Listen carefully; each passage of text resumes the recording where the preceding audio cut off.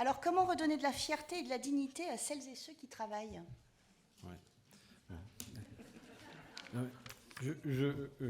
D'abord, vous dire que je viens vers vous avec un peu de honte parce que j'arrive pour conclure une table ronde à laquelle je n'ai que très partiellement assisté. Mais c'est pas comme si j'avais menti sur mon agenda et j'étais bel et bien bloqué à Amiens. Et donc, voilà, j'en suis désolé. Et ça fera qu'ajouter à l'humilité.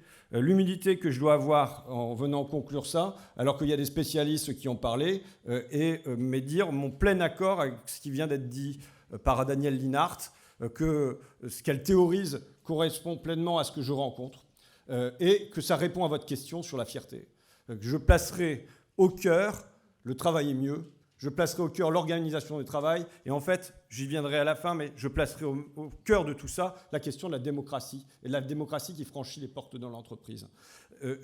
Juste sur le travailler moins, parce qu'il y a quand même 3 pans.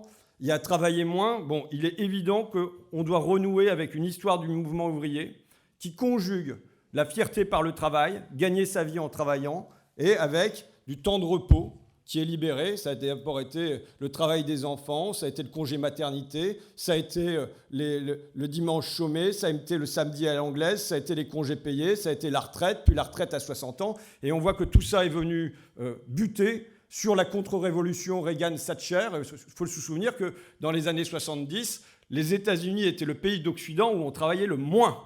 C'est difficile à imaginer. Et ce grand bond en arrière, pour parler comme Serge Halimi, a amené une contre-révolution aussi sur le terrain du temps, qui fait que depuis, malgré 40 ans de robotisation, de numérique, d'informatique, ça n'a pas correspondu à une libération de temps pour les salariés. Donc il y a à faire de ce côté-là. Il y a à faire sur le travailler tous, d'abord pour les besoins de la société, pour répondre aux besoins de la société. Moi, je pense qu'on devrait être en économie de guerre climatique. Une économie de guerre climatique suppose une mobilisation de tous les moyens, des capitaux, des savoir-faire, des intelligences, mais aussi de toute la main-d'œuvre. Je veux dire que si demain on veut une agriculture qui fait face au choc climatique, qui veut moins d'intrants, moins de mécanique, moins de chimie, ça suppose beaucoup de travail. Si on veut refaire tous les logements, isoler tous les logements de notre pays, ça suppose beaucoup de travail. Si on veut que nos téléphones ne soient plus automatiquement changés, mais qu'ils soient réparés, ça suppose beaucoup de travail. Et si on souhaite, qui à mon avis participe de la révolution écologique, un accompagnement de toutes les fragilités de tous et de toutes, des enfants à la crèche digne, à la petite école, l'accompagnement des enfants en situation de handicap, et ensuite jusqu'à la vieillesse, jusqu'à l'EHPAD, si on veut que tout ça soit fait dignement, humainement, ça suppose en entourant beaucoup de travail. Donc il y a pour la société la nécessité du travailler tous, mais aussi sur le plan humaniste, je dirais. Ne pas travailler aujourd'hui pour les gens, c'est du malheur. Ne pas participer à la société, c'est du malheur. C'est le sentiment quand même largement, bien souvent, d'en être isolé, d'en être mis à l'écart, alors que moi je suis convaincu que derrière chaque porte où une personne se recroqueville, se replie, il y a des savoir-faire en jachère. Il y a savoir cuisiner, savoir bricoler, savoir conduire, savoir jardiner, tout ça qui a à mettre en œuvre dans la société, à faire participer à la société. Et c'est là-dessus qu'on doit aussi s'appuyer pour le travailler tous. Mais je l'ai dit, j'insisterai moi sur le travailler mieux, qui me paraît véritablement la priorité. Pour parodier Freud, le malaise dans le travail. Le malaise des classes populaires. Aujourd'hui, c'est le malaise centralement dans le travail. Hier, je me trouvais dans une boîte qui est à 1h30 de chez moi, qui s'appelle SGD Pharma à Saint-Quentin-la-Motte. J'ai une circonscription qui s'étend à peu près à l'échelle de toute la Picardie parce qu'il n'y a pas d'autres députés de gauche. Donc bon, il faut faire le boulot. Ça consomme du carburant. Mais je vais là-bas parce que grève pendant les retraites, négociations, les délégués CFDT qui se retrouvent mis à pied par la direction pour avoir bloqué un camion. Donc je viens soutenir. Il y a le Barnum, il pleut, on est bel et bien en Picardie. Ça va, on marche dans la boue, tout va bien. Je discute avec eux et tout de suite, pourquoi ils sont bougés comme ça ? C'est pour l'intéressement, c'est pour la participation, c'est pour les salaires, c'est parce qu'on n'a eu que 4%. Non. Donc, il faut quand même ne pas oublier ça. On peut parler de tout le reste. Gagner sa vie. On doit gagner sa vie quand on travaille. On doit pouvoir vivre de son travail et pas seulement en survivre. Moi, quand les salariés témoignent comme là que leur enfant n'ira pas au centre d'activité pendant les vacances parce qu'il n'y a pas de quoi le payer, On peut se demander qu'est-ce qu'on va libérer comme temps, mais si jamais il n'y a pas la possibilité de faire ça, c'est le premier des problèmes. Mais tout de suite, derrière, c'est ce côté matériel. Et vous savez, j'ai été habitué, moi, à traversant les luttes, à voir comment souvent on cache derrière le côté matériel un côté spirituel. Comment ? Parce que c'est sérieux, ça fait sérieux dans la société, c'est la seule manière d'être entendu par les grands décideurs, il faut des chiffres.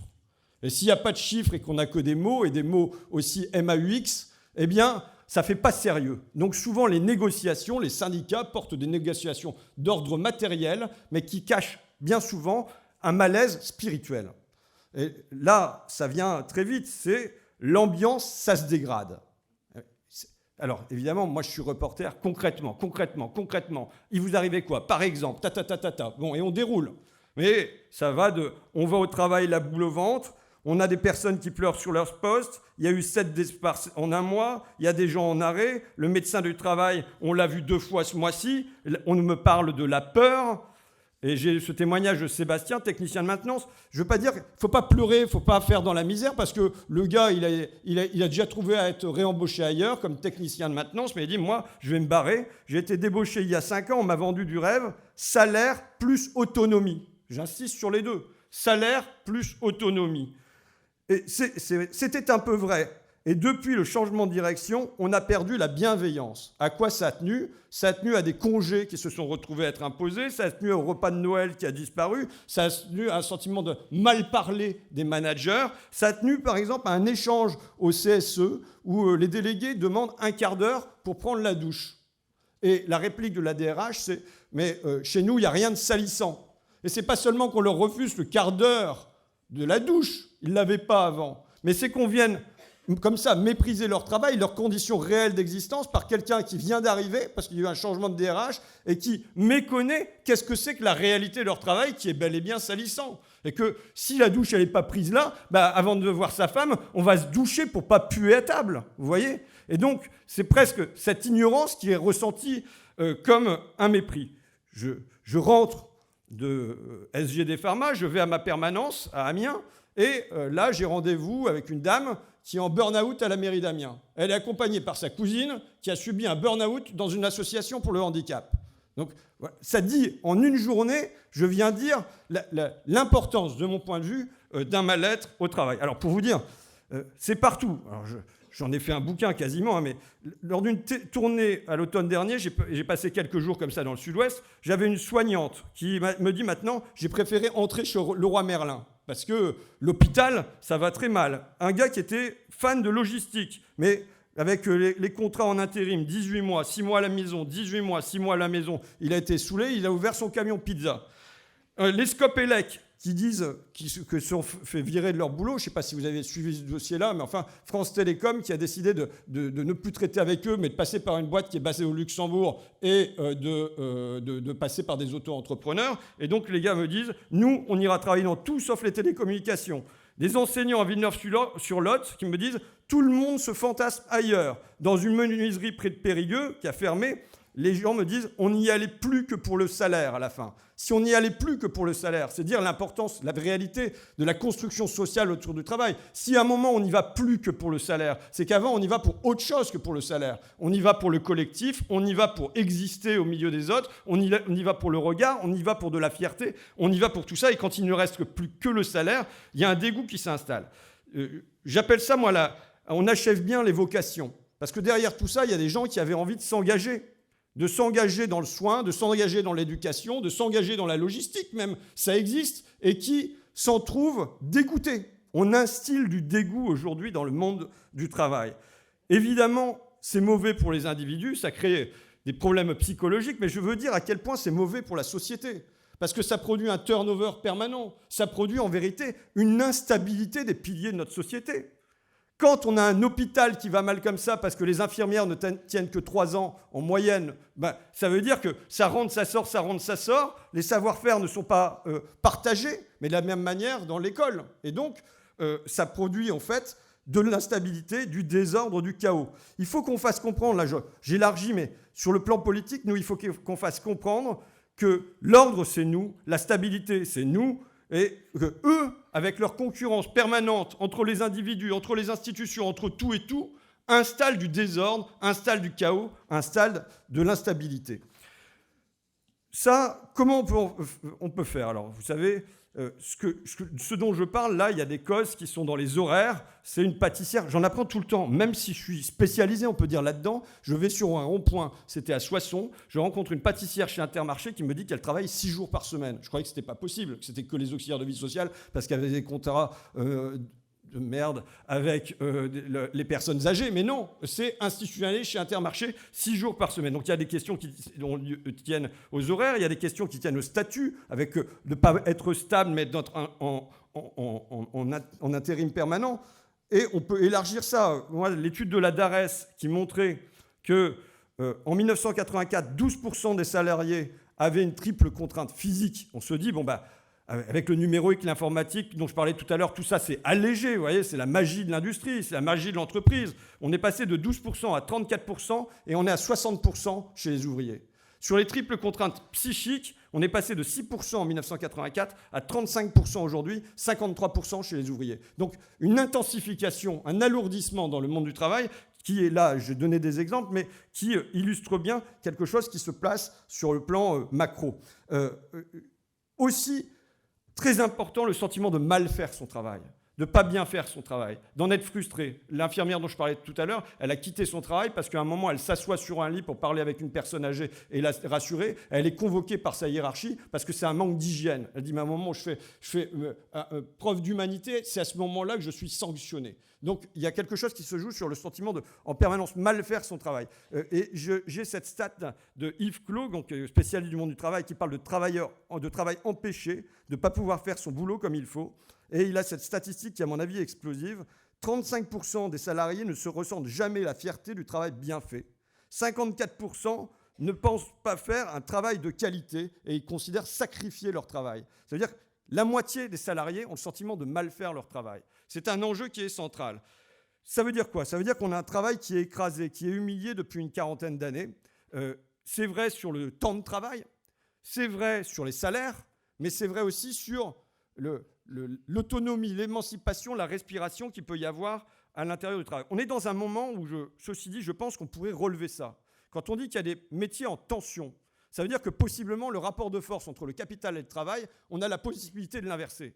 Et au fond, c'est l'enjeu de toutes les réformes dont on ne voit pas la cohérence aujourd'hui, enfin si, mais il s'agit d'étendre nos réservoirs de main-d'œuvre par le chômage, les lois sur le chômage, par les lois sur les retraites et par les lois possiblement sur une immigration choisie pour le travail, de manière à quoi? De manière à réinverser le rapport de force ou bien à le maintenir, un rapport de force favorable au capital face au travail. Mais ceci dit, je pense qu'on est dans un moment où il y a des choses possibles. Et je pense que ça doit être l'enjeu central de la gauche sur la question de travail. C'est un enjeu qui a été fui, de mon point de vue, qui a été fui parce qu'au fond, c'est comme s'il avait été admis qu'à partir du moment où on allait entrer sur l'espace de l'entreprise, qui est un espace privé, qui est l'espace du patron, on allait avoir à affronter une grande confrontation parce qu'on venait sur son terrain à lui. Donc mieux valait le laisser faire sur cet espace-là, mais retirer du temps à l'intérieur de cet espace-là. Et je pense que là, il y a un enjeu. Et alors la difficulté, c'est qu'un décret ne suffit pas. Il faudra des lois sur les horaires, il faudra des lois sur les contrats précaires, il faudra des lois pour indexer les salaires. Mais on voit bien que quand on parle d'ambiance, de mal-être, il y a quelque chose qui est de l'ordre du diffus et du confus. L'enjeu, pour moi, il se résume dans la phrase de Jaurès, quand il disait que la Révolution avait fait des citoyens un roi dans la cité. On pourrait en douter avec Macron quand même, on a l'impression qu'il n'y a qu'un seul roi dans ce pays, mais enfin bon. Un roi dans la cité, mais l'avait laissé serf dans l'entreprise. L'objectif, c'est que le citoyen puisse être citoyen aussi à l'intérieur de l'entreprise. Je pense qu'il y a un grand enjeu à ce que simplement les salariés n'aient pas le sentiment, quand ils franchissent la porte de leur boîte, qu'ils doivent courber l'échine, qu'ils peuvent se tenir droit, qu'ils ne doivent pas vivre dans la peur d'une sanction, de quelque chose qui pourrait leur arriver, qui n'irait pas, d'être surveillé, et ainsi de suite. Alors, je viens avec une proposition aussi. Je pense que quand on dit qu'on va mettre de la démocratie, ça ne sort pas seulement par le haut. Il faut trouver le chemin qui fasse qu'il y ait une émulation par le bas pour être dans une revendication de cette nature-là. De discussions avec les syndicats, mais je pose ça comme ça, je pense qu'il ne s'agit pas demain d'aller voir en tête-à-tête Madame Borne pour discuter de tout ça. parce qu'il va rien ou très peu en sortir, je le crains. En revanche, si ça s'appuie sur des assises du travail dans un premier temps, qui pose la question du travail empêché, qui pose ce qu'on fait là aujourd'hui, mais de manière plus ample avec les salariés peut-être directement. Et hier, avec les SGD Pharma, en discutant avec eux, sous le Barnum, dans la flotte et tout ça, j'émettais, et je voyais que ça opinait, j'émettais la possibilité de faire des cahiers de doléances du travail. C'est-à-dire de faire remonter tout ce qui ne va pas dans les boîtes. Pourquoi ? Pour savoir ce qui ne va pas, mais aussi pour que les gens se sentent partie prenante d'une démarche, que ça remonte. Parce que par ailleurs, si demain la gauche se retrouve au pouvoir, nous ne l'emporterons pas dans une société froide. Nous ne ferons rien dans une société froide. Il faudra que qu'il y ait quelque chose qui se passe dans la société. Ce n'est pas seulement en tenant la présidence de la République et les ministères qu'on arrivera à transformer la société si jamais elle n'est pas en émulation, si jamais elle n'est pas en ébullition. Et évidemment, malgré les obstacles qu'il y a devant nous et devant les salariés, je pense que trouver le chemin qui remette, et le conflit sur les retraites est quand même un bon point de départ, qui remette une émulation, une ébullition dans le monde du travail pour dire que c'est plus supportable de continuer comme ça. Je pense qu'il y a un chemin qu'on peut tenir pour réveiller ça. Je vous remercie en tout cas.